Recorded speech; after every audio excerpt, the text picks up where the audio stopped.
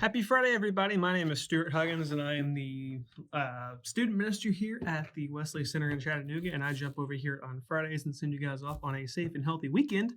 And I don't know the weather. I think it might be raining a little bit this weekend, so a little bit of a damp and wet weekend. But anyway, so today is our today's DBRs are Psalm 22, Job 18, and Hebrews 4:1-11, which is our focus today. Or you can read Psalm 90:12-17, or Deuteronomy 5:22, verse 22-33. So again, we're going to be doing Hebrews 4:1-11. So let's jump in.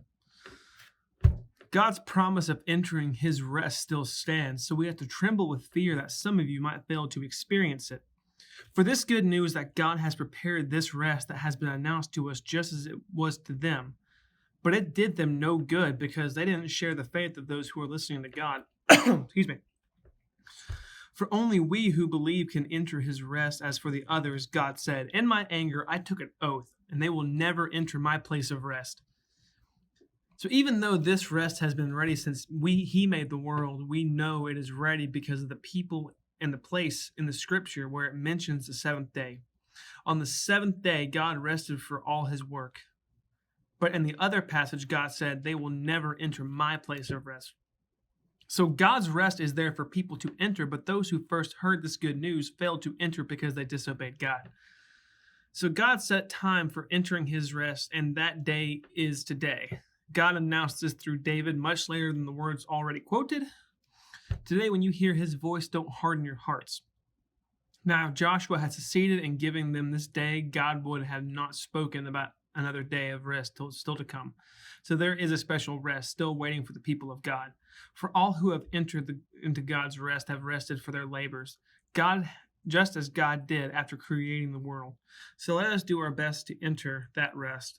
But if we disobey God, as the people of Israel did, we will fail. I think that last scripture perfectly lines up what that was trying to get across. If we disobey God, as the people of Israel did, we will fail. So it can be really hard, especially as a little background on me. I am a part-time youth minister, a part-time percussion educator, a part-time student, and I work part-time as well here at the Wesley Center. I have a lot of irons in the fire, and on top of all that, I do my best to play professionally. I accept gigs and playing for orchestras and things like that around the area, and that recently just kind of picked up. So I've got all these irons in the fire, and it is really hard.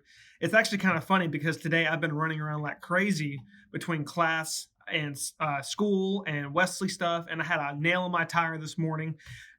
I have been running around like crazy. I even got impatient and mowed the yard when it was still damp outside because I didn't know if I was going to have time to do it. And on top of all that, I have a football game with the band I teach for tonight. So I have not slowed down. I have not rested. But it is important, especially speaking in the Scripture, God has designed and designated a day for rest. And not only for you to rest, but rest in His embrace. Spend time with Him, rest in His embrace, and enter His rest with Him.